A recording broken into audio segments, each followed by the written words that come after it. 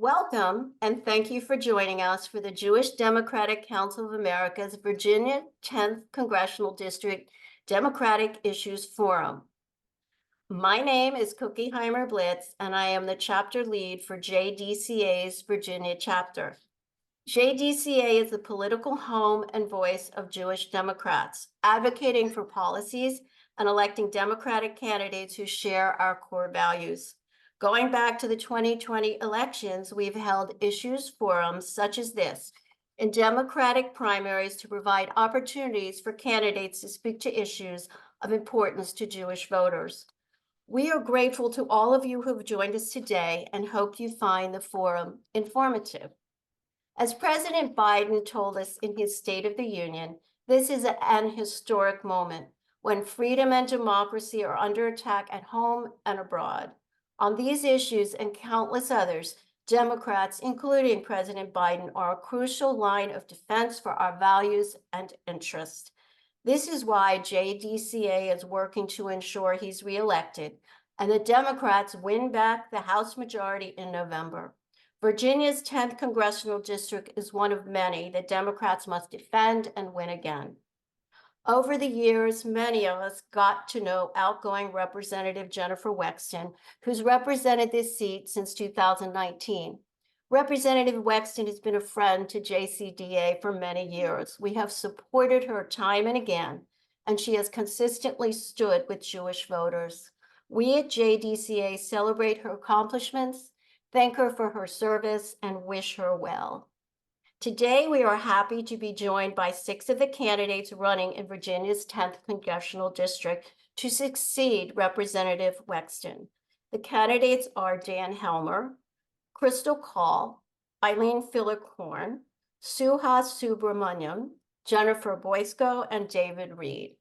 Our conversation will be moderated by JDCA CEO Haley Sofer. Again, thank you for joining us. Now over to Haley to get us started. Thank you so much, Cookie. I'm Haley Sofer, CEO of JDCA, and I want to welcome our 6 candidates and all of you viewing today's Issues Forum for the Virginia 10th District Democratic Primary. As the political home and voice of Jewish voters, advocating for policies and supporting Democrats who share our values, JDCA is mobilizing millions of voters across the country, helping them make informed decisions at the ballot box with forums like this one. Before we begin, I will quickly go over the rules, which have been shared in advance with the candidates. First, this is an issues forum and not a debate. Candidates will answer the questions by addressing the audience.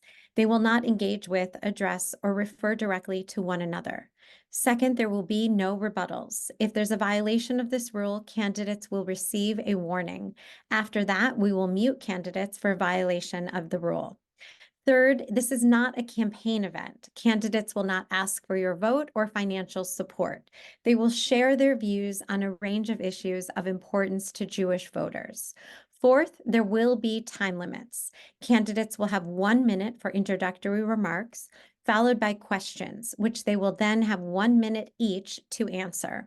We will rotate the order for responses, and at the end of the forum, candidates will have the opportunity to make 90-second closing statements.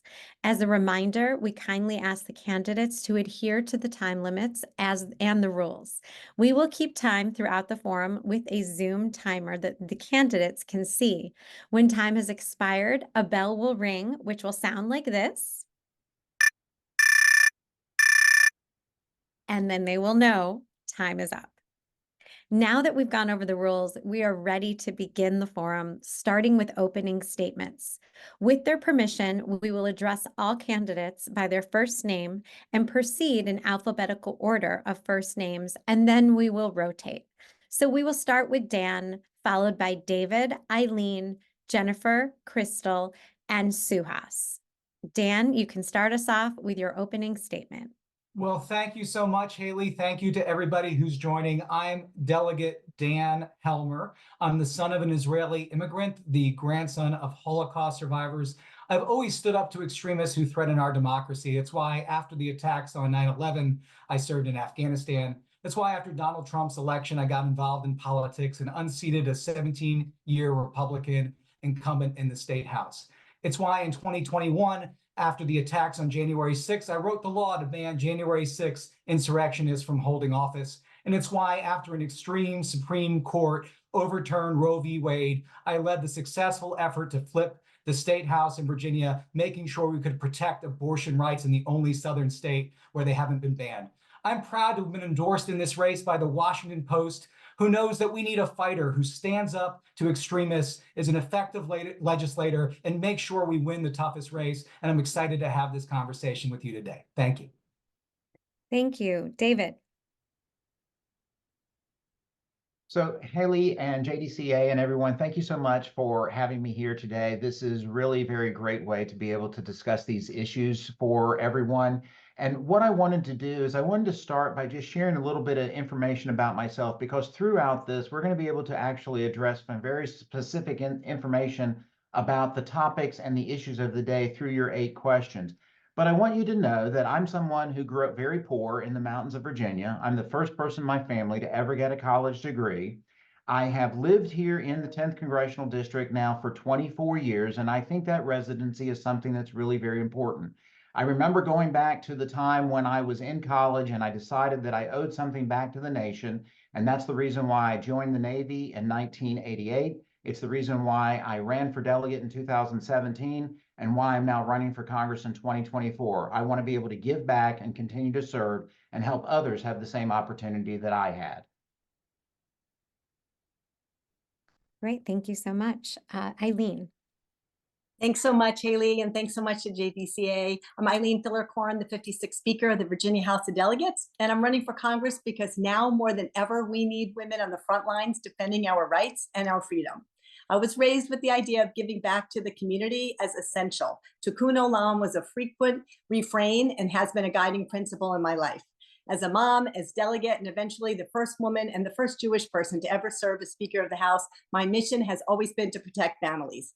Tikkun Olam is not abstract to me, it's my guiding principle. Our nation and its democracy need repair, and I'm running to represent Virginia's 10th Congressional District to do just that. As the first woman to be Speaker of the House, I took on Republicans. I led the charge, rolling back extreme right-wing abortion restrictions and protected our democracy, holding election deniers accountable. Now it's time to take that fight to Congress to codify Roe and to protect our democracy. I'm proud to be endorsed by Governor Ralph Northam, Attorney General Mark Herring, Congressman Jamie Raskin, Congresswoman Kathy Manning, and so many others. Thank you so much for this opportunity. Thank you. Jennifer. Thank you, Haley, and JDCA for having us tonight. I'm honored to be with you today. I come from a family. My father's an Episcopal priest who is now retired. My mom was a nurse. I watched when they split up. Unfortunately, I watched my mom struggle with economic issues, and that's really been that and education have been the 2 cornerstones of the work that I have done, fighting for things like access to education for everyone at the higher level, carrying the DREAM Act, being the leader in the Senate on reproductive health issues, and paid family and medical leave and equal pay. This past 5 years, I have served in the Senate representing about 200,000 residents in this district, which is about a quarter of the entire 10th district. I have been very busy in leadership and serving on 5 different committees, including transportation share. Was a budget conferee, helping negotiate the budget, the only one from Northern Virginia in the Senate. We served on 15 boards and commissions. Thank you very much. Thank you. Krystle. Thank you so much for having me. I'm Krystle Kaul, originally from Long Island, New York. I'm the daughter and granddaughter of Indian immigrants. I'm the only woman who lives in Loudoun who's running for this seat. I'm a former senior defense official. I was a GS-15, which is the highest civilian rank at the DoD. I resigned in protest of Trump because I found that he put women and minorities in a toxic environment and put our troops at risk. I'm a small business owner. I run a defense tech firm helping disadvantaged minority businesses. I believe strongly in, helping people here in VA-10. I've walked their shoes. I understand the struggles here on the ground. I believe strongly in women's reproductive health freedoms. I worked with UN Women, helping disenfranchised women around the world. I want to promote, common sense gun safety laws. I have lived in different conflict zones, and I've seen the effects of gun violence. And I want to fight MAGA extremists. I think that it's really critical that we do so to make sure that we uphold democracy and move our country forward. And I come in with a lot of real world experience. And Suhas. Hi, everyone. I'm Suhas Subramanyam. I'm the state senator in Eastern Loudoun County, and I'm proud to be running for the U.S. Congress. I'm a father of two girls, 4 and 2. I served the Loudoun County area as a volunteer firefighter. I've served in the Obama White House as a technology advisor and even as a voter protection attorney in the past. And as a state senator, I established a long track record of taking on really tough fights and winning. Whether it was the monopoly utility companies, where I took on them and tried to get people and was successfully able to get people $300 million in refunds on their utility bills, or was passing several gun regulations by taking on the NRA. I've always prioritized family and service, and I want to make sure we build a better future for my kids. And proud to be endorsed by Congresswoman Jennifer Boysko herself, as well as Senate Majority Leader Scott Sterville and Senator Russell Perry. I hope to earn your support as well. Thank you very much to all of our candidates for those opening statements. We will now move into questions on a range of issues of importance to Jewish voters, starting with democracy. On January 6, 2021, violent insurrectionists incited by former President Donald Trump stormed the U.S. Capitol to stop the peaceful transfer of power and avoid certification of the 2020 election in Joe Biden's favor. Thankfully, our democracy withstood the attack, but since launching his presidential campaign, Donald Trump has once again refused to commit to accepting the results of this election. Trump said openly he would be a dictator on day one, and he has invoked Nazi rhetoric. The future of democracy was the #1 issue for Jewish voters in the 2020 election, and likely will be so again in 2024. What steps are you taking to defend democracy amid these persistent Republican threats? We'll start with David, followed by Eileen, Jennifer, Krystle, Suhas, and Dan. Over to you, David. Thank you, Haley. And this is something that's so very important, because when we will go out and talk with people and you will ask them in general, what are the issues that are most concerning to you? Usually you either end up with #1, the threats to our democracy, or 1, a threat to women's reproductive rights. And I will tell you that they are both very, very closely intertwined.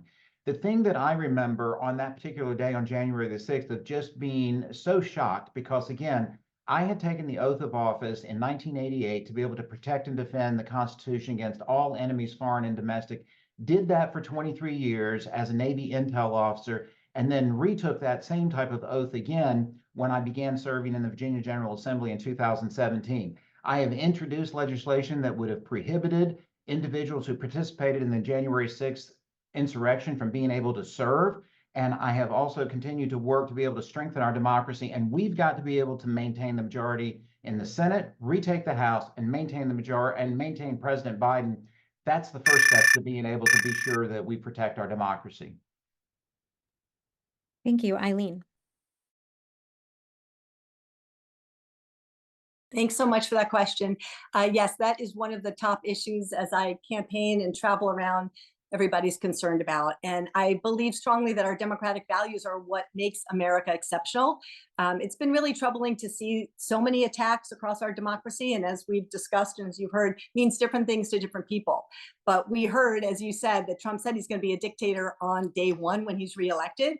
And this year's election is far more about right or like it's left. It's more about, I like to talk about it in terms of democracy versus dictatorship, literally. As Speaker of the House, I stood up to the MAGA Republicans. I took swift action against election deniers.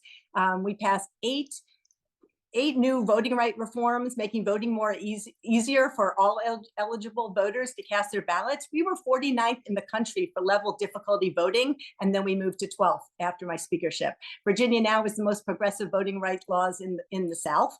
And in Congress, I'll continue to strengthen our democracy right here at home and certainly work to restore the voting rights as well. Jennifer. Thank you so much. In the Senate of Virginia, we had one of those election deniers who was at January 6th. Her name is Amanda Chase. And I co-patroned a censure for her, saying that we then took her off of all of her committees, and we put her in an area where she was not given any sort of leadership or ability to continue to push against election denying. I served for 3 years on a national group that dealt with explored the civics health of our democracy. It was a bipartisan group, and we looked at things like making sure that we had pushing for electoral reforms, making sure that we are supporting democracy. I sat on a panel with former governor, the senior Bashir from Kentucky, to present this with them. I served on the Privileges and Elections Committee, both the House and the Senate. And again, preserving the new laws that we made in Virginia, making sure that we're focusing on preserving our elections and integrity is very high level and important to me. Thank you, Krystle.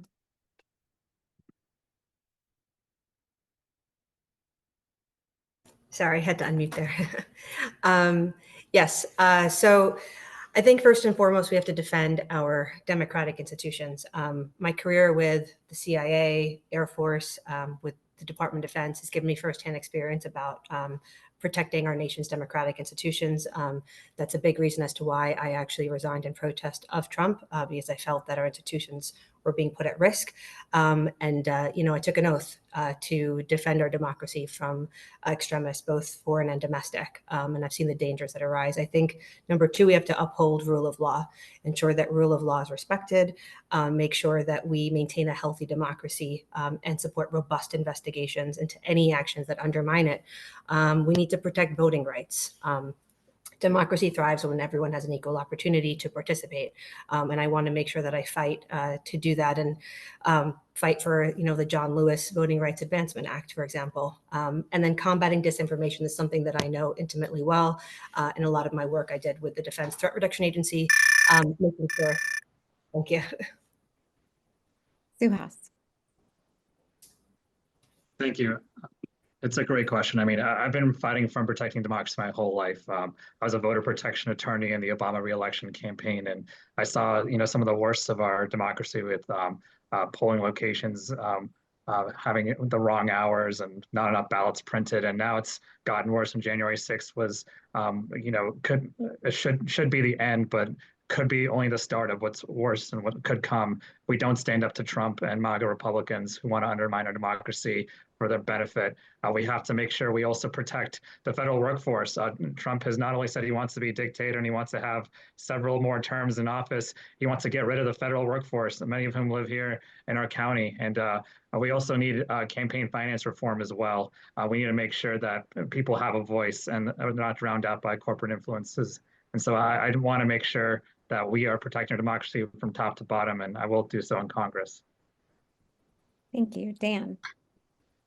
Yeah, as the son of an Israeli immigrant, as the grandson of Holocaust survivors, defending our democracy is central to who I am. And I encourage everybody watching today to go look at our ad in which we feature just how important defending democracy is to us and our campaign. In 2018, I went on TV and said that after 9/11, the greatest threat to our democracy lived in a cave. And now the greatest threat to our democracy is Donald Trump. And we saw that play out on January 6th. When MAGA extremists led by Donald Trump, supported by neo-Nazis and white supremacists, attacked our Capitol trying to overturn an election. We see it today in an extreme Supreme Court that overturned a 50-year right to abortion. We see it in Supreme Court justices who have flown Stop the Steal flags over their home. Today, we need strong leaders in Congress who will stand up for our democracy at every turn, have done so all their lives. It's exactly the kind of leader I've been in the State House. It's the kind of leader I will be on the Hill. Thank you. We'll now move to our second question.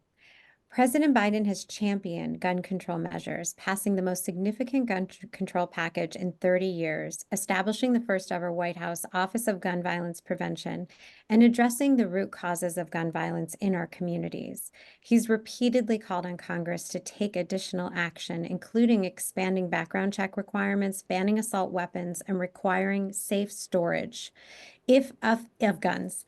If elected to Congress, what steps would you take to combat the epidemic of gun violence that has plagued our communities and our schools? We will start with Eileen, followed by Jennifer, Krystle, Suhas, Dan, and David. Eileen. Thank you so much. Some of you might know my story. This issue is personal to me. In 1996, I was carjacked, threatened with a gun while my babies were in the car. Thankfully, we turned out okay, but I knew I had to take action. I became an activist right away, an advocate for gun violence prevention, organized the Million Mile March, the largest gun safety movement at the time, and immediately, got to work. As Speaker, I oversaw the passage of a group of gun safety bills as Speaker in 2020. All 8 of then Governor Northam's priority bills passed out of the House, including an assault weapon ban. There was a lot of opposition to these bills, important bills, and in the end, we successfully the governor was able to sign 7 of the 8 bills passed out of the House. It was a huge, major victory for gun violence prevention in the Commonwealth. It included background checks, red flag laws, 1 handgun a month, lost and stolen firearm, and so much more.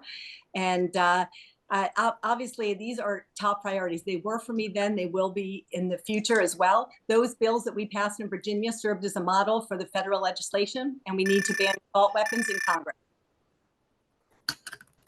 Thank you, Jennifer. Yeah, I thank you. I was invited to the White House this past December with a group of other legislators from around the country to talk about my legislation around safe storage and around violence interruption that I carried this past year in the legislature. Fortunately, the House and the Senate both passed my bills, but the governor sadly vetoed them. Just this past week, we saw a 7-month-old child get injured by another child because there was a gun in the household. So not only will I continue fighting for safe storage, but also for the rest of the work that we did in the General Assembly. I've been fortunate enough to be on the Judiciary Committee over the past 6 years, where I was part of the brick wall holding all the reforms in safety so that the Republicans could not roll them back. They tried, every single year since we passed them, they've tried to repeal them, and we did not allow them to get out of committee. Now I will fight. Thanks. Krystle. Yes, some of you know my personal story. I was witness to a murder of 4 people getting shot down as I sought cover. And this is really personal for me. I mean, I've coming back to the United States and seeing just the gun laws that we have here is quite terrifying. I think we absolutely need to ban assault weapons. We have to implement red flag laws. We have to make sure that we have universal background checks. We need to, take out active shooter drills that we have in schools and make sure that our children feel safe. As a national security Democrat, I believe that it starts with public safety, safe neighborhoods, safe communities, a notion of feeling safe that is really much at the core of protecting the homeland. And so I think that we need to do more funding of gun violence research. In 2023, we had over 35,000 deaths by gun, and we have some of the highest rates in the world. And we just need to do better, I think, in the United States to make sure that we are creating a much more safer environment and making sure that we also have recurring. Suhas. Yeah, this is an important topic because, I've got 2 kids here. I don't want them growing up in Virginia in a community where active shooter drills, armed security, bulletproof windows and doors are the new normal in our schools. I will fight for the long overdue passage of a national assault weapons ban, expanded background checks, red flag laws, more protection for domestic violence victims, and more protections and more funding for local community violence intervention programs. But we have to have better gun laws. And, we've done a lot of great work in Virginia over the past 4 years, and I've been a part of that. But at the same time, if we do it state by state, you can go get an assault weapon in West Virginia and bring it back and use it in Virginia. So we have to have Congress acting on this issue. And I don't know why it's become a partisan issue. It's unfortunate, but we need Democrats elected. We need a Democratic majority in Congress in order to get this done. And so we have to keep this seat blue. And that's why I want to do this. Dan. Absolutely. As the husband of a public school teacher, as the father of 2 kids in our public schools, I can't accept a Commonwealth or a country in which the #1 killer of kids is bullets, or one in which it's okay to carry weapons similar to those I carried in Iraq and Afghanistan for common use.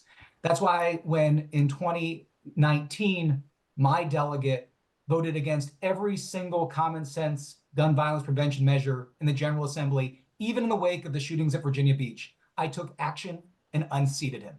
That success allowed us to pass major gun violence prevention legislation, and I have carried on that track record to this day. I was the author of the first ever assault weapons ban to go to the governor, and this year, even with a Republican governor, was proud to be the co-lead of signed legislation banning Glock switches, something that turns a pistol into an automatic weapon, as well as holding parents accountable for if their children get access to a firearm they shouldn't have. I'll fight for that in Congress too.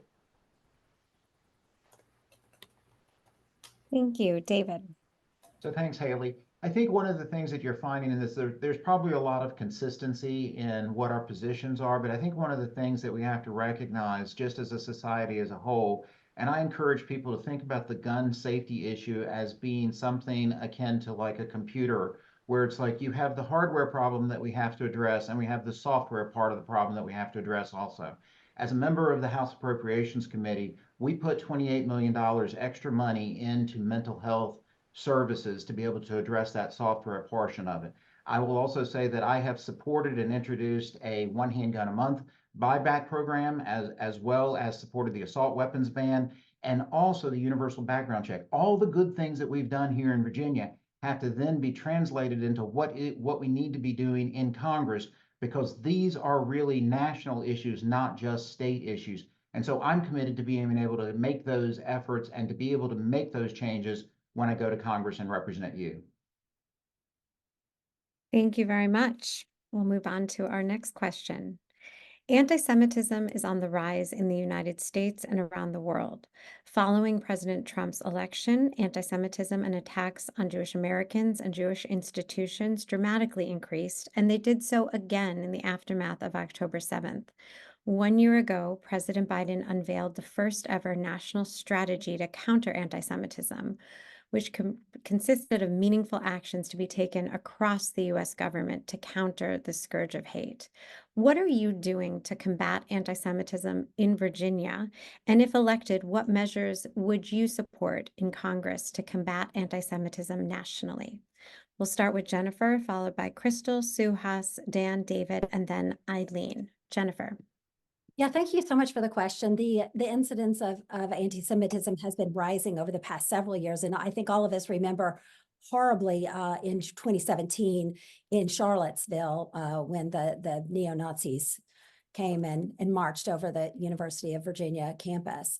There was an incident in Loudoun County in 2020, and a group of our community members came to me and asked me to help them with education, expansion of education, to talk about exactly to help the students understand what anti-Semitism is, what the Holocaust is. And so I sponsored legislation that expanded our history and social studies and civics curriculum that would tell the stories of our newer immigrants, including a strong focus on our Jewish and story of the Holocaust.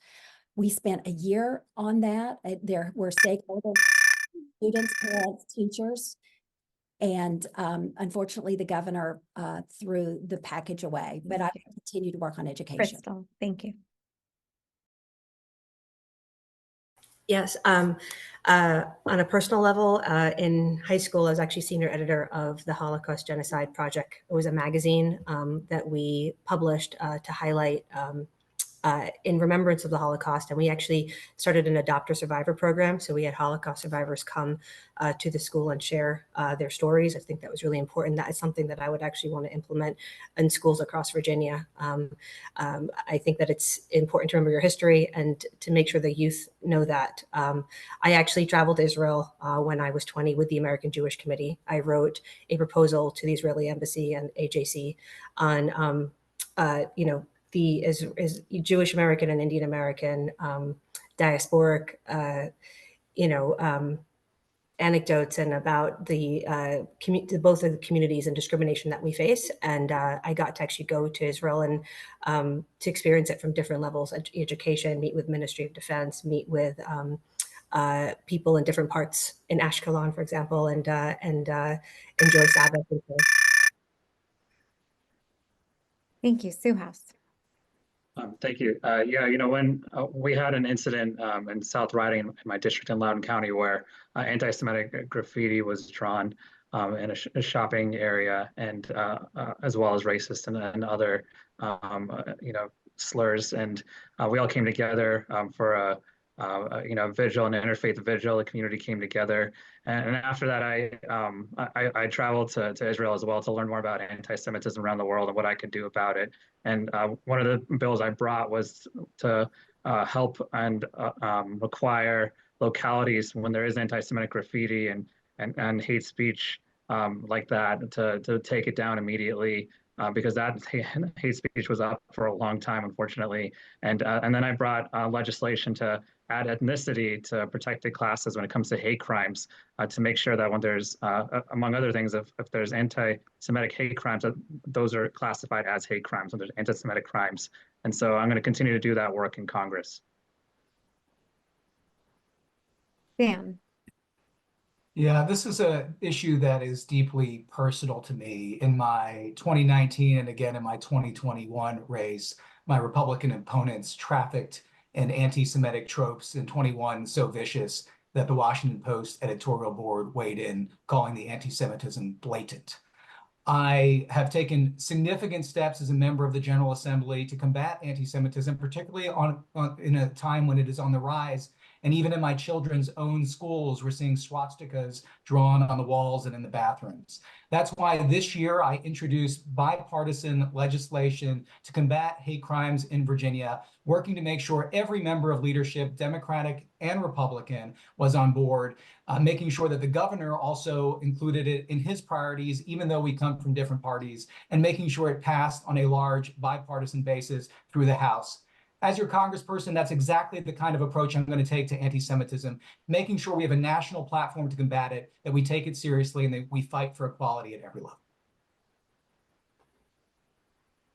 Thank you, David. Haley, I want to go back to one of your earlier questions because I think it helps to inform this question. When you were talking about the things that Trump has been doing to bring forth the images of Hitler and the Reich and those type of things, we have to realize that that is not who we are as a nation. We have to be able to think about the foundation of who we are as a nation that has a respect for all religions. We've got to be able to live our values. And we have to really understand that when Trump and the MAGA Republicans are attacking, whether it's Muslims or Asians or women or anyone else, soon they will come and they will attack someone else. And that includes members of the Jewish community, members of other communities. And we have to be willing to stand up for that for everyone, because if we're not willing to do that, then at some point they will come for all of us. And this is something that has happened in the past. We've got to remember our history and be able to prevent that from happening again here in the United States. And those are things that I'm committed to. Eileen.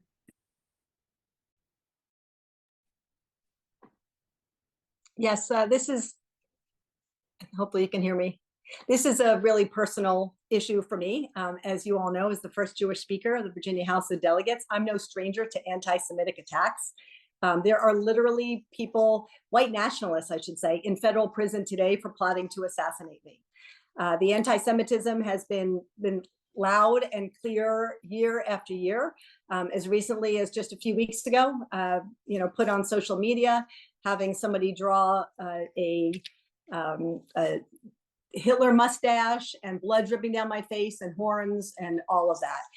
It's a problem. It's continued to be a problem. We need to be loud and clear in opposition to it. What have we done? What can we do? I'll tell you, the IRA definition was a defining issue in my last year. The adoption of the IRA definition is part of an anti-Semitism bill. It took a lot of hard work and effort trying to bring people across party lines, and honestly took a lot of hard work convincing members of my party to support it, but we got it through. Thank you. On to our next question. Nearly 9 in 10 Jewish voters, 88%, believe abortion should be legal in all or some cases. This is an issue that transcends partisan politics nationally, which includes within the Jewish community. At the same time, a majority of Jewish voters know our rights are threatened by a Donald Trump-controlled Republican Party that would likely impose a national abortion ban, outlaw IVF, and restrict access to contraception. If elected, what steps would you take to safeguard reproductive rights? We'll start with Krystle, followed by Suhas, Dan, David, Eileen, and Jennifer. Krystle. Yeah.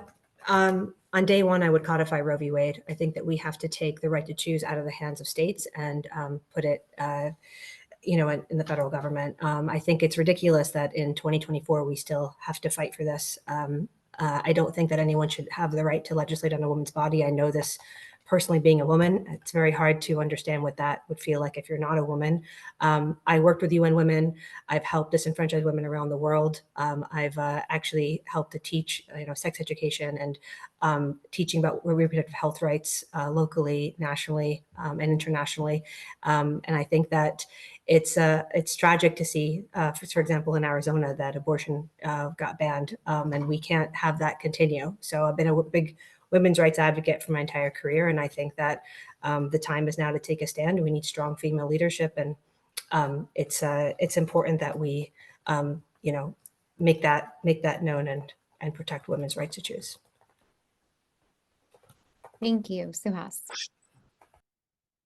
Yeah, I agree. Congress has to act now when it comes to reproductive rights and bodily autonomy. The Supreme Court's decision in Dobbs was just devastating, and we cannot let states like Alabama, Arizona, wherever it is, attack women's bodily autonomy and ban abortion, IVF, contraception. We have to make sure that no matter the person's zip code, women have access to affordable, reliable, and safe reproductive health care. And so I would absolutely defend abortion rights and codify Roe.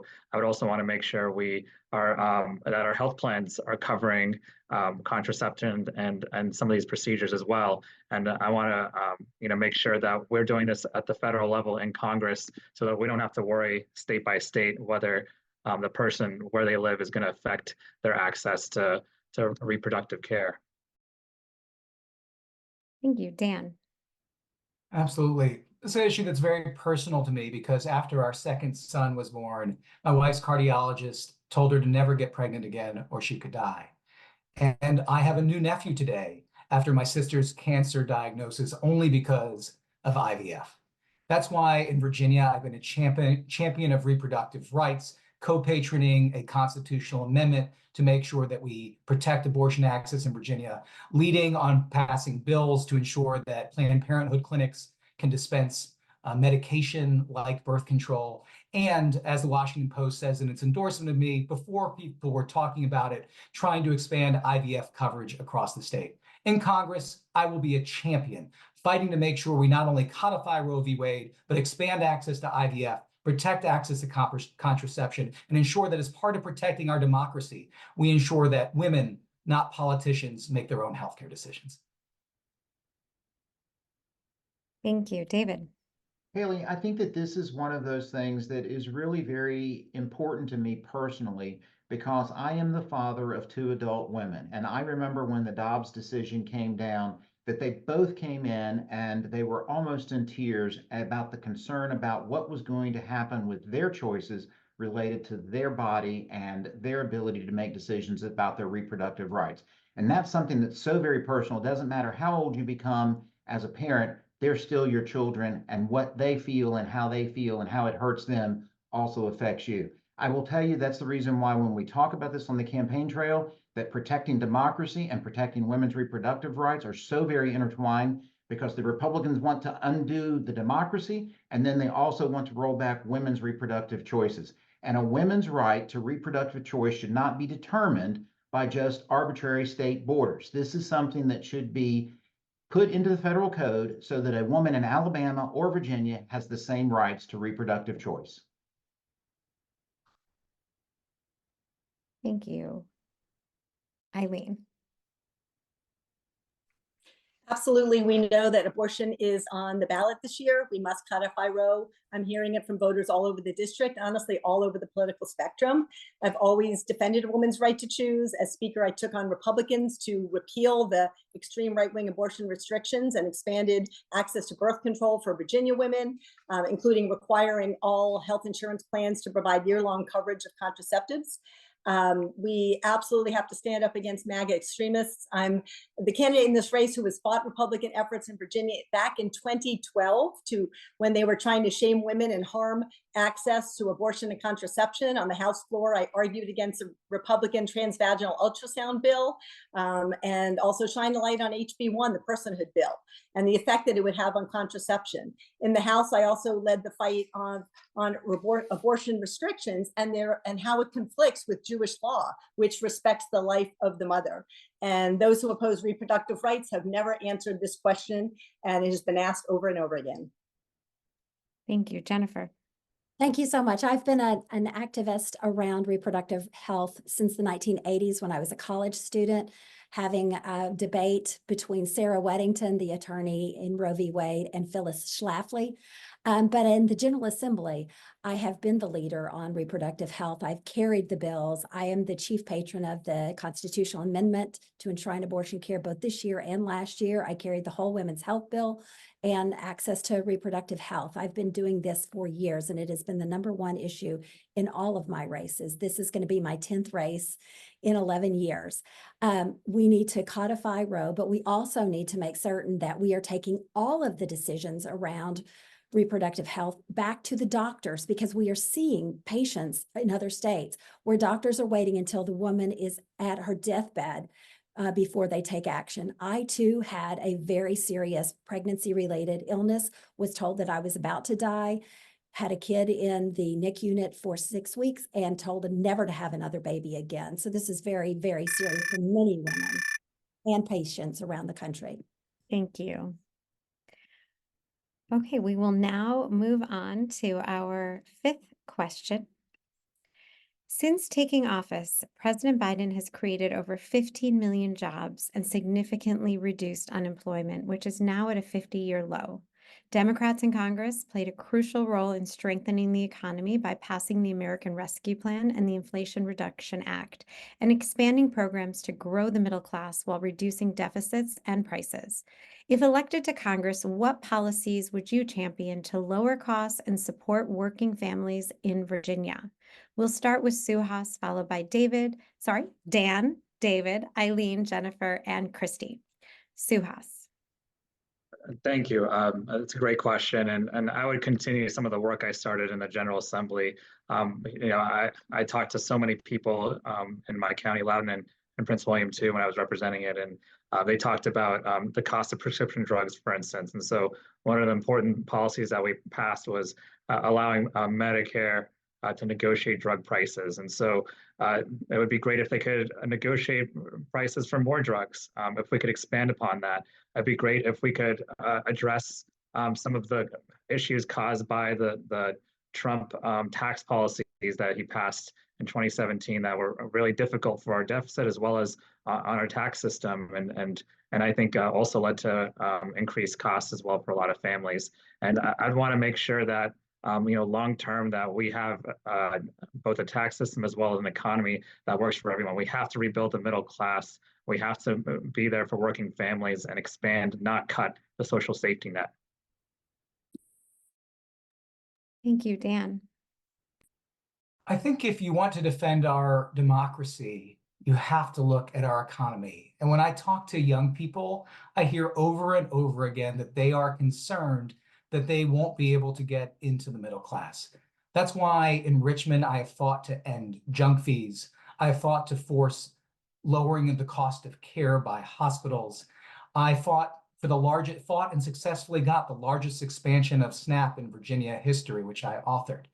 In Congress, I'm going to keep up that fight to make sure that we are giving every single American a pathway to the middle class, that as we expand our investments in green energy and in chips, that provides new and increased pathways for young people to get exciting jobs, to make sure we decrease fees and pass a national junk fees bill, and to make sure that we take seriously the ability of workers to join a union. That's why I was proud to vote against so-called right to work in Virginia and to be endorsed by so many unions who continue to offer a pathway to many Americans to get to the middle class.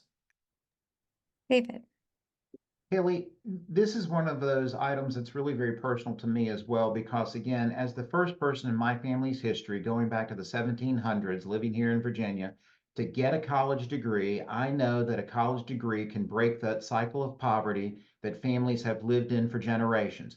Before I went to Richmond, no kidding, the cost of tuition at our state universities was going up 7, 10, 14% a year, greatly outpacing inflation. By me making this an issue, I will tell you that over the 5 of the last 7 years, we have held the cost of tuition to an increase of 0 or 1%, significantly below the cost of inflation. These are things where it's like we have not been making the investment in the Pell Grant like we have done in years past, and we've got to be able to do going forward. The other thing that I would like to talk about is, as the chairman of the Manufacturing Development Commission, I have worked to bring manufacturing jobs to Virginia so that we can shorten the supply chain and be able to have new jobs and be able to have products made here in Virginia and in the United States so that they're less expensive. Eileen. Thanks, Haley.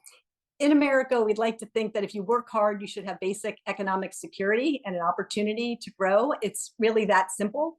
I know many families, as I spend a lot of time talking to folks, they're struggling to make ends meet, whether it's groceries or the cost of homes.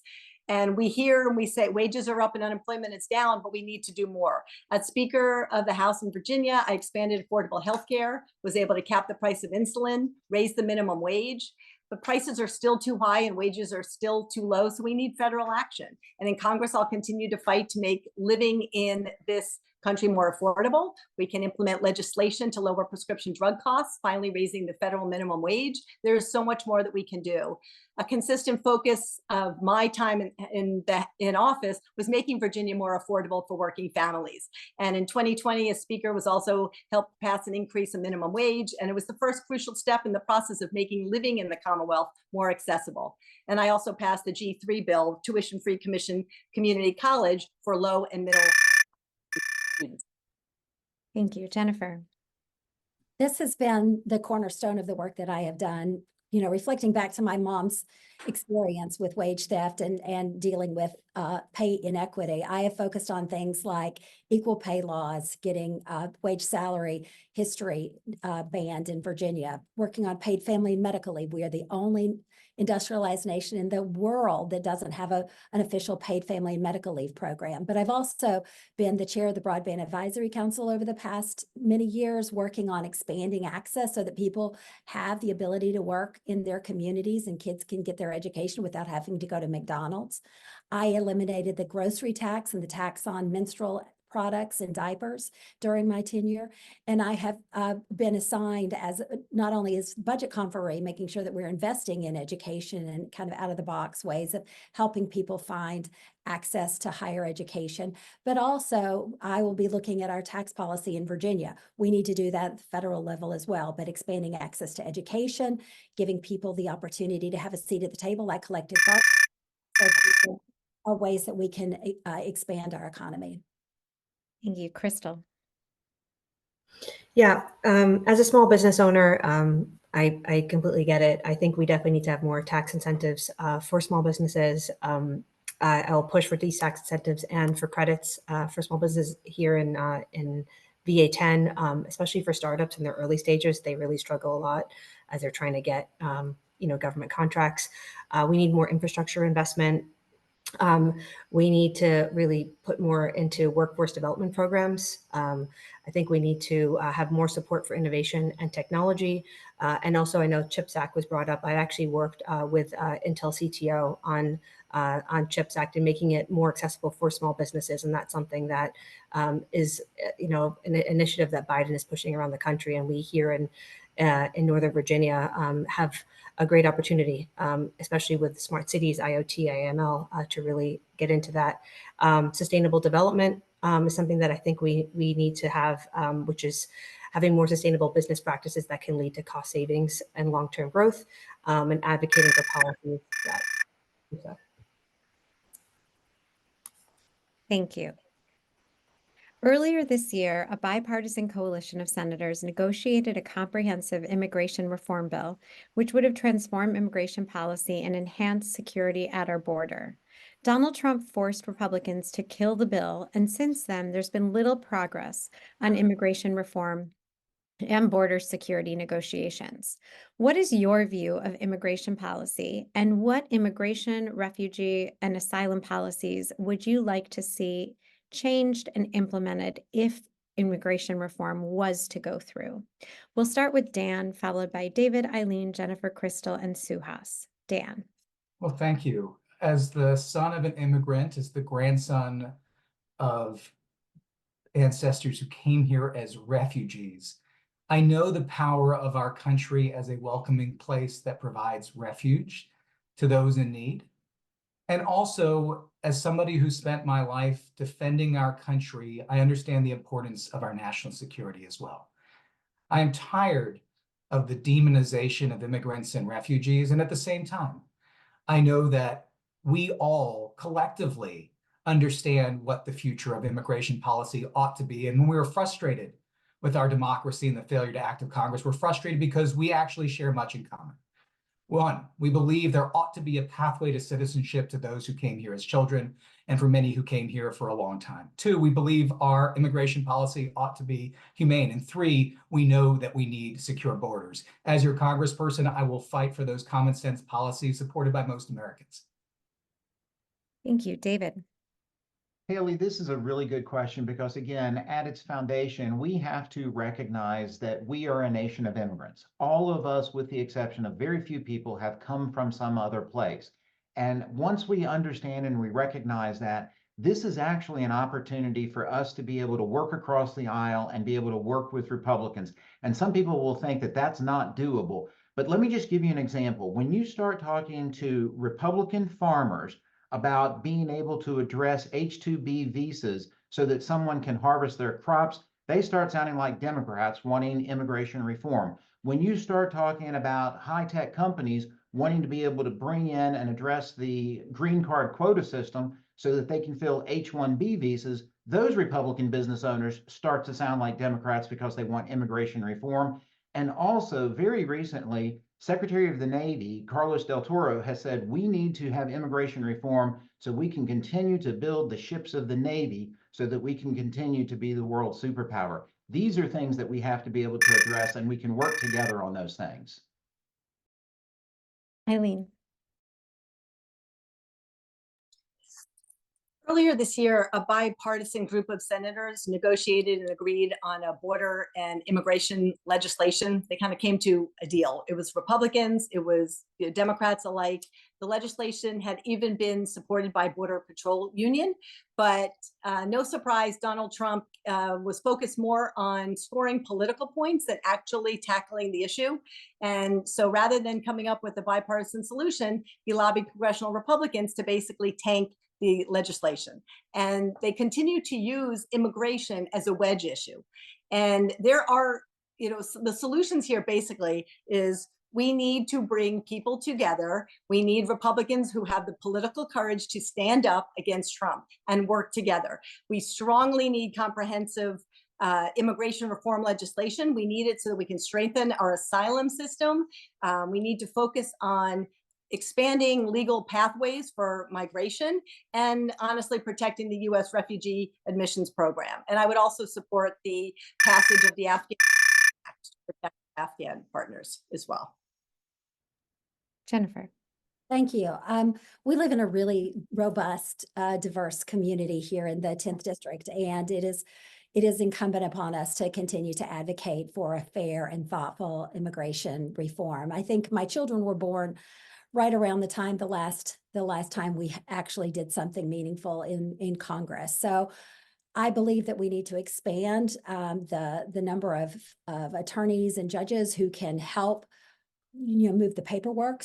There are people who have to wait in line for decades at this point to get their immigration moving. I think we need to be humane at the border, make certain, especially with our children and people who are more vulnerable, are not put in cages, but there are adequate bed space, which this last bill had an increase in bed space for those individuals. We need to make certain that we are thinking thoughtfully so that people who are coming here because they have been refugees, that they're in harm's way in their home countries, have a safe haven here, which is exactly what so many of our ancestors benefited from. Krystle. Yeah, as the daughter of immigrants, I'm committed to addressing this very complex issue that's both comprehensive but also humane. I think that we need to have comprehensive immigration reform. I would advocate for a clear and fair pathway for citizenship for undocumented immigrants who are contributing to our communities. This includes protecting dreamers. Dreamers are brought to the United States as children and they have no other home. I think that we need to modernize the asylum process. We need to secure the border smartly. We need to make sure we reunite families. We have to address, children, pregnant women, disabled people, folks who are senior citizens with compassion. Address the root causes of migration. I think it's important to be more proactive rather than reactive. Protect workers, ensure due process. Create a more merit-based system and really have community integration programs. I think if we can approach immigration in a much more comprehensive way and one that's also more nuanced and with empathy and compassion, I think we can move toward a better future. Thank you. Suhas. Yeah, I'm the son of immigrants, and if the system now was the system then when they came to the U.S., they wouldn't have come to the U.S. That's the reality. It took them only a couple of years to get their citizenship. They were welcomed. Now we have a system where there's people in our community who lived here 10, 12 years on H-1B visas trying to get green card appointments, just can't get it. We need a comprehensive immigration reform. Donald Trump doesn't have a vote in Congress. It was Republicans who just decided that they had to follow whatever he said as a campaign strategy and as a as a strategy to keep themselves in office. They didn't have to vote no on that or kill that bill, but they made that decision themselves. We cannot continue to let this be a wedge issue. We have to, process people. You take more resources to process people more humanely when they try to come at the border. We also need to make sure that we're taking care of people who are trying to get a path to citizenship. They're highly skilled workers who've been in our community for a long time. Thank you. And our final question. It has been more than 7 months since Hamas attacked Israel on October 7th and killed more than 1,200 people and took an additional 240 hostage. More than 100 today are still in captivity in Gaza, including at least 5 Americans. In wake of this horrific terrorist attack, the Biden administration has supported Israel's strategic goal of dismantling Hamas, demanded the release of hostages, and aimed to increase the delivery of humanitarian aid into Gaza. This is a multi-part question. Do you support the Biden administration's handling of the war? What is your position on the current U.S. policy on aid to Israel? And what do you feel is the best approach to bringing home the hostages? We'll start with David, followed by Eileen, Jennifer, Krystle, Suhas, and Dan. David.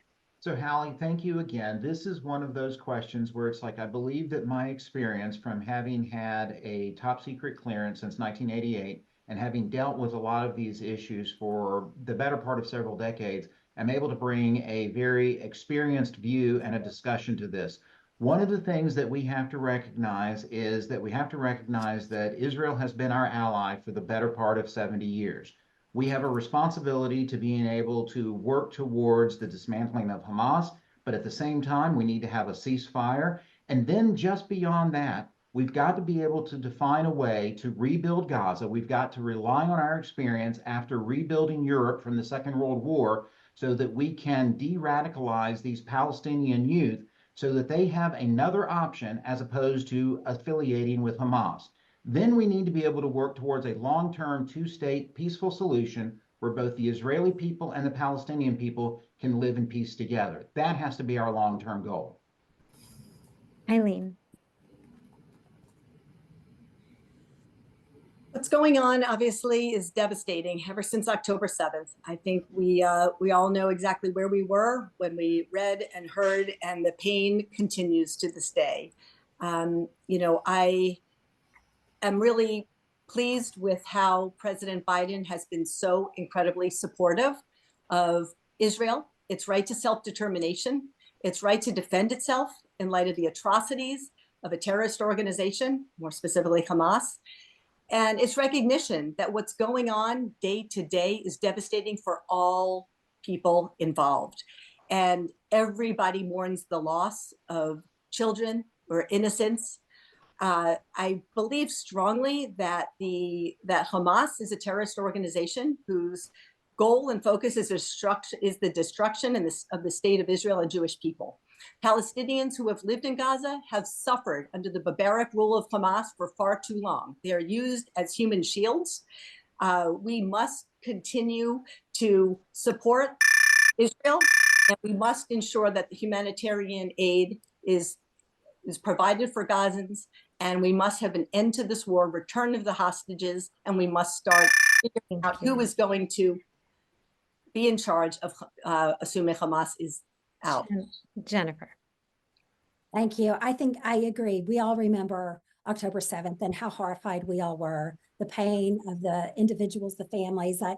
I've had conversations with my constituents, with my friends, and I mourn along with them. I also mourn and was, I think, the first elected official in Virginia to call for a ceasefire and a diplomatic solution, returning all of the hostages. And I continue to be in that stance. I believe that violence is not the answer to this, that I think it plays into the hands of Hamas. We are seeing now, a generation of people who are dying, and we need to have a thoughtful, strategic, diplomatic solution, multilateral, to help come in and stop this violence, make certain that Hamas is stopped from harming anyone else, but no more harm on any of the innocent people who have nothing to do with this geopolitical disagreement. Thank you. Krystle.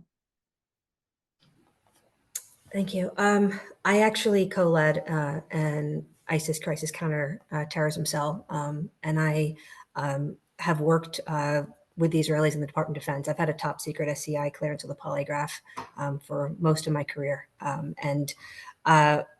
think that Israel has a right to defend itself. I condemn the attacks that occurred on October 7th. I call for a ceasefire with the release of hostages. And I think that, the approach has definitely been a bit broader. And I would advocate more for a scalp over sword approach to really try to micro-target for those who are within these terrorist pockets, because I have experience in doing that. And I have had the opportunity to go to Israel with the Foundation for Defense of Democracies as a fellow. I was a national security fellow with them. And I've gotten to meet with, the Israeli security and defense officials. I've actually gone to the Iron Dome personally. So I know that there is very sophisticated technology and a very sophisticated defense apparatus. And Israel is and will continue to be our ally. Suhas. It's been a terrible situation. I actually had the opportunity to visit Kafaza kibbutz in 2022 and to see what happened to the community there that I'd really grown to know and stayed in touch with was terrible. And it's from the unprecedented attack on Israel on October 7th and to the humanitarian situation now in Gaza. I want to see an end to this war, and I'd like to see a situation that involves the enduring defeat of Hamas, humanitarian assistance for civilians, and facilitating security in the region through a two-state solution long term.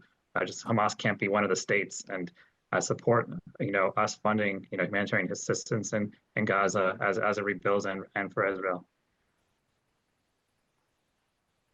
Thank you. And Dan.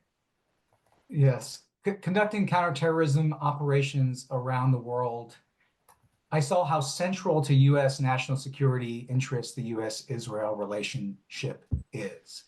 And in the wake of October 7th, I am proud of the fact that we have stood strong with our democratic ally in Israel in the face of unprecedented attacks by Hamas, who seeks not only to kill civilians deliberately as they did on October 7th, but openly advocates for the genocide of all Jews. I believe strongly that in most cases, the Biden administration has done well by supporting the U.S.-Israel relationship. And where I have disagreements, it's there where we have allowed disagreements between allies to potentially become opening for enemies. I believe strongly in the continued provision of aid to Israel. I believe the best approach to seek the release of the hostages is for us to continue maximum pressure on Hamas to ensure that they understand that until they let the hostages go, Israel will continue its fight. And we need to make sure that we restore a just peace that recognizes the aspirations of both peoples. Thank you all for your responses to these questions. You will now have the opportunity to give a 90-second closing statement. We'll start with Eileen, followed by Jennifer, Krystle, Suhas, Dan, and David. Eileen. Thank you again, Haley and JDCA. I appreciate everybody for taking the time to listen with us today. And I appreciate the substantive discussion on so many issues. It was valuable, and I appreciate the opportunity to share with you. Again, I'm running for Congress because I believe now more than ever, we need women on the front lines defending our rights and our freedom. And as I mentioned earlier, Tikkun Olam is a guiding principle in my life, my family, and my politics. And it's a big part of why I'm running for Congress. I believe our world and our nation and its democracy needs repair now. As the first woman to be Speaker of the House, I led the way for transformational change here in the Commonwealth, from rolling back extreme right-wing abortion restrictions to protecting our democracy, passing gun violence prevention, safety reform, and so much more. We fought back against anti-Semitism. We made it illegal to discriminate against somebody based on who they are or who they love. We put the Commonwealth back on a path to carbon neutrality and so much more. But there is much more repair in our world, and much of it will take change at the federal level. So I'm running for Congress to make that change, to ensure that zip code does not determine access to reproductive health care, to stop the sale of assault weapons, fighting climate change, and protecting our democracy. You can learn more about me at Eileen for Congress, EILEENFORCONGRESS.com. Thank you so much for the opportunity, and it's been a pleasure to be with you today. Thank you, Jennifer. Thank you so much, Haley, and everybody at the JDCA. It's been a lovely conversation tonight, and I appreciate having the opportunity to speak with you all. I come from a family that struggled when I was young. My mom endured wage theft, where she was actually paid after a full month of working with a couple of sleeping bags as her salary. I don't know how she made ends meet, but somehow she did. She made it her priority to make certain that I got a college education, that I could stand on my own 2 feet. And I've used my personal experience to do the right thing for other people who are often left out at the table, who don't have a seat. And so passing things like working on the Virginia Values Act for our LGBTQ community. Now my daughter is engaged to her girlfriend, and they're going to get married next year. I am the person who got collective bargaining through the General Assembly. I have been the person at the front of the pack on reproductive health care, which has been the #1 issue in all of my races. And the head of things like transportation and broadband. I've got a broad and wide policy background. I have passed over 62 bills in the General Assembly, and they are now into law. I'm concerned about what's going on at the federal level. That is why I decided to step out of my comfort zone, to step up for this. I've represented more people in this district than anyone else. I've had more elections in this district than anyone else. And I know how to campaign, and I know how to lead, and I know how to get things done. Thank you. Thank you. Krystle. Yes, thank you so much, JDCA, for having us. This has been a great discussion. I'm Krystle Kaul. I'm a national security Democrat. I've done my service with the Department of Defense and with the intelligence community. I had the opportunity to work with Secretary Austin when he was General Austin at U.S. Central Command. As I said, I helped to co-lead the ISIS crisis counterterrorism cell. I worked with Secretary Mattis when I was a director at the DoD. I've worked with the most senior defense policymakers of this country. I've worked on emerging trends technology with the CIA. I think that coming in with real world policy experience, coming in understanding the intersection of defense and technology is really important, particularly in VA-10 and particularly here in Loudoun County, as we're in Data Center Alley. I understand a lot of the on the ground issues that we face here. I have worked, as I said, with UN Women. I understand reproductive health freedoms and how that is under jeopardy right now, and the fact that we have to codify Roe v. Wade. We have to take a stand. I have seen the effects of gun violence, having lived in conflict zones around the world. I have in-country experience in about 71 countries, and I've done doctoral field work for when I was studying at Brown University. Coming back here, I know that we have to have common sense gun safety laws. We need to make sure we have safer neighborhoods, and we have to fight MAGA extremists. I resigned in protest of Donald Trump because I saw what he was doing to this country, and we have to uphold democracy. So I'm coming in not as a career politician, but as someone that has really lived the life of people here in VA-10. And I'm also a small business owner. I understand the challenges that our economy faces here. Thank you for your time today. Suhas. Thank you for having us today. This was a great conversation. I'm really looking forward to, I wanted to run because I wanted to take on some of these tough problems and the dysfunction in Washington. This was one of the worst Congresses ever. And a lot of it is because of, the extremism in our politics now, and the Freedom Caucus essentially running Congress now. And I think our community deserves better. And these things are personal to us.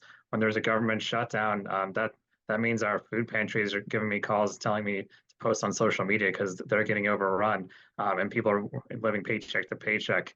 And this is the community where my family immigrated, my kids were born, my wife and I got married, and when I got elected to the General Assembly to represent Loudoun and Prince William, I took on really hard fights like rising costs, gun violence, prescription drug pricing, fights that people said I couldn't win, and I won.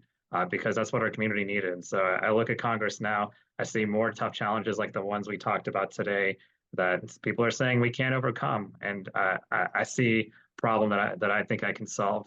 And I'm doing it, not for no other reason than, my girls deserve a better future, and our community deserves a better future. And I don't just care about the next 2 years. I care about the next 20 years for our community because this is home for me. So I look forward to hopefully serving you in Congress, and please stay in touch if I can be helpful with anything that you're working on.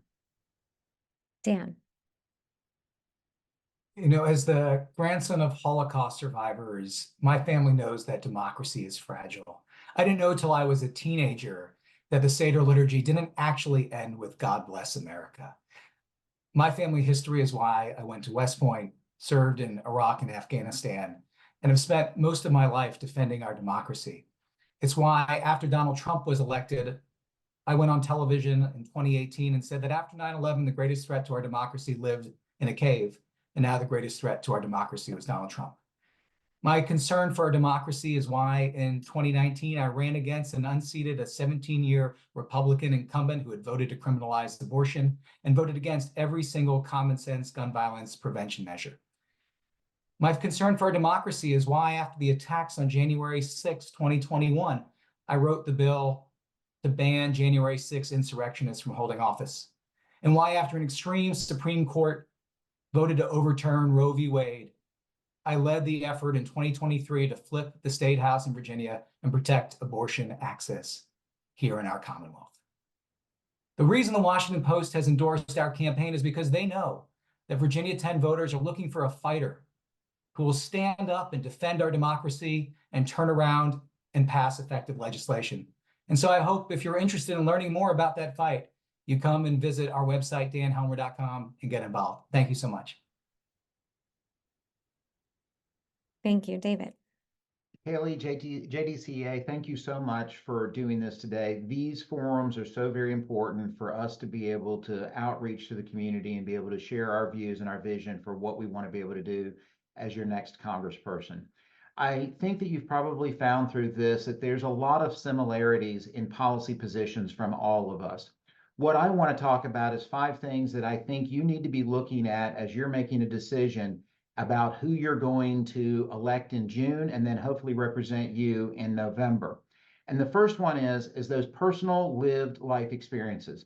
As I've said before, I grew up very poor. I lived in an orphanage, went to go live with foster parents when I was 16. These things inform my decision making every day. Unlike a lot of other people in this group, I've actually lived in Loudoun County for 24 years. My wife and my daughters went to the public school system here, and they still call it home. When I won in 2017, I won by the largest margin of victory of anybody running against an incumbent Republican, and no one has equaled that margin of victory since then. So when we're looking at selecting somebody in June, we want to be looking at who can win and win big in November. Because of that, I've been able to pass 50 bipartisan pieces of legislation. And finally, I'll share with you again that I have had a top secret clearance since 1988, and I'm dating myself now, when there was still a Cold War. That level of experience is what we need to be able to have someone move from the state level to dealing with national and international issues, and I'm prepared to be able to represent you in Congress. So thank you all very much. Thank you. We greatly appreciate it. And thanks to all of our candidates for being with us today. And thank you all for joining us for today's forum. While we touched on some of the issues of importance to Jewish voters, we didn't have time to get to everything, and we encourage everyone to learn more about the candidates' positions by visiting their websites and to visit jewishdems.org to learn about our positions, our policy platform, our advocacy efforts, and how we are engaging and mobilizing millions of Jewish voters in advance of the November election. I'd now like to invite JDCA Board Member and Policy Committee Chair Tom Kahn to wrap up today's forum. Over to you, Tom.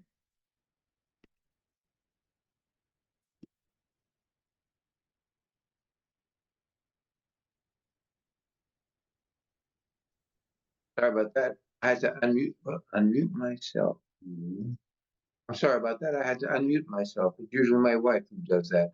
Thank you very much, Haley. Delighted that all of you could join us today, and thank you so very much. Want to thank every single candidate for joining us. Forums like this are so crucial for voters as we make the critical decisions about who should represent our party on the ballot in November.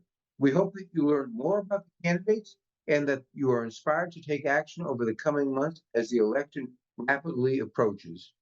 We encourage you on June 4th, that's June 4th at 5:30, JDCA will be running a phone bank on behalf of George Latimer, who is running in the New York 16th Democratic primary. So please click on the link in the chat to register. We would love to get your help and your support for this critical election. As a reminder, the Virginia primary is on June 18th, and you can vote early until June 15th. And of course, the election is on November 5th. Please don't forget to vote. We encourage all of you to make your plans to vote both in the primary and in the general elections. Have a great rest of the day, and a thank you for joining us, and thank you to all of our candidates for joining us as well.